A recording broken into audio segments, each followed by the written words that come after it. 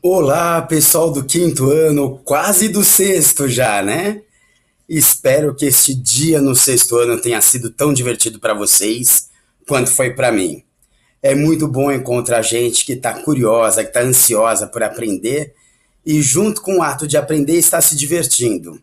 Espero que quase todos os dias do nosso ano que vem sejam desse jeito também, né?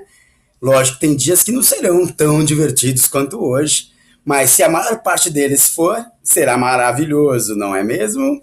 Muito bem. Hoje eu estou fazendo esse vídeo para revisar um pouquinho do que a gente falou na nossa aula. A gente falou sobre uma civilização pré-colombiana que viveu na América do Sul chamada Incas, tá? Então, os Incas viveram aí aproximadamente de 1200 e alguma coisa até 1532, né? Quando o Cristóvão Colombo chegou.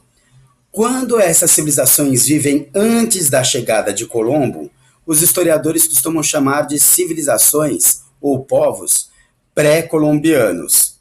Tem um pouco de preconceito nesse termo, porque dá a impressão de que Colombo é mais importante do que eles, ou que os europeus são mais importantes do que os próprios povos nativos daqui.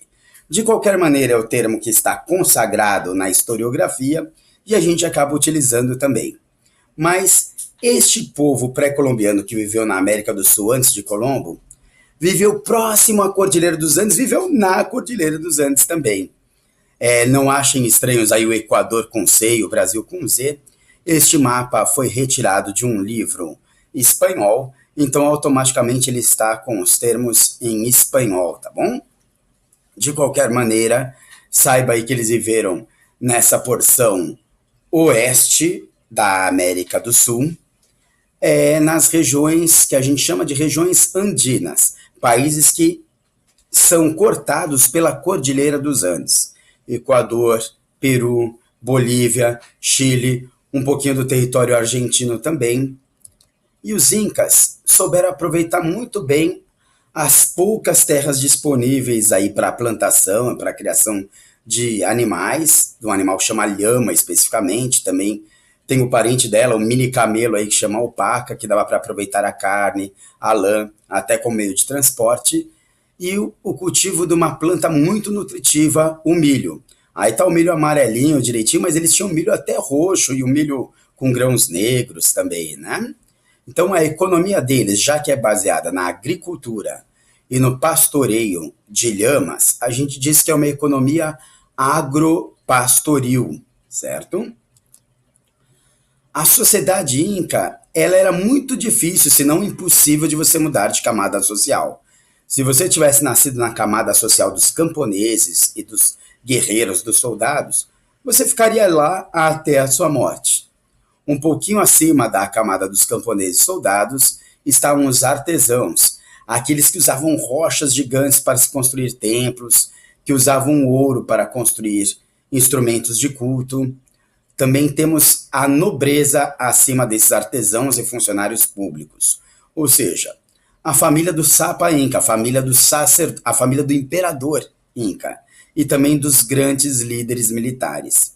E lá no topo está o próprio Inca, tem uma foto dele, ele era adorado como um deus, porque na verdade ele era considerado um descendente dos deuses, principalmente do deus Sol.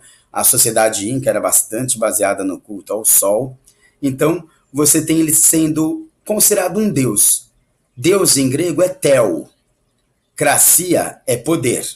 Então, quando você tem uma teocracia, você tem o poder divino na mão de um homem. A gente diz, os historiadores dizem que a sociedade inca era uma sociedade teocrática, porque o governante era considerado um deus pela população. E a gente também diz que ela é uma sociedade estamental, ou seja, que você não muda de classe social. Para você lembrar, do jeito que você está, fica estamental, tá bom? Saiba aí também que os incas deram grandes contribuições para a humanidade. Lá no ano de 1200 eles já tinham um sistema de contagem bastante complexo. Eles tinham uma espécie aí de cordinhas com nós, e cada nó, cada tipo de nó, cada conjunto de tipos de nós equivalia a um numeral. E eles conseguiam fazer com essas várias tiras contas bastante complexas, como aqui está sendo mostrada aí. Outra coisa que talvez você já tenha se perguntado: como eles conseguiam fazer plantações, criação de lhama, se o terreno deles é na Cordilheira dos Andes, é bastante acidentado, bastante inclinado? Quando vinha uma enxurrada, será que a chuva não levava os grãos, as sementes que estavam plantadas? O terreno montanhoso, será que a quantidade de terras para as raízes se aprofundarem? Eles foram muito espertos. Eles construíram essas espécies de terraços, parecem arquibancadas de estádio, né? Em cada degrau existia a quantidade de terra suficiente para a plantação. E existia uma sofisticação maior ainda, porque dependendo da planta é melhor que esteja com maior índice de luminosidade, mais alta. Dependendo da planta é melhor que ela receba menos luz do sol, menos incidência de luz solar. Então ficava nos degraus mais baixos. Até essa sofisticação eles conseguiram para fazer com que a agricultura fosse muito produtiva. Bom, gente, é lógico que essa é apenas uma introdução. A gente precisaria de outras aulas para ir aprofundando o assunto sobre os Incas.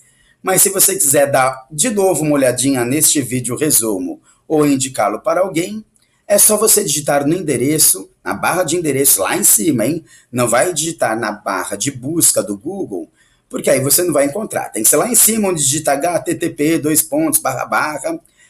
você não vai precisar digitar tudo isso, você só precisa digitar gg.gg, lembra? gordinhoguloso.gordinhoguloso /vídeo sobre os Incas. E se você quiser testar os seus conhecimentos sobre isso que nós falamos aqui, você pode fazer a tarefa em gg.gg /tarefa sobre os Incas.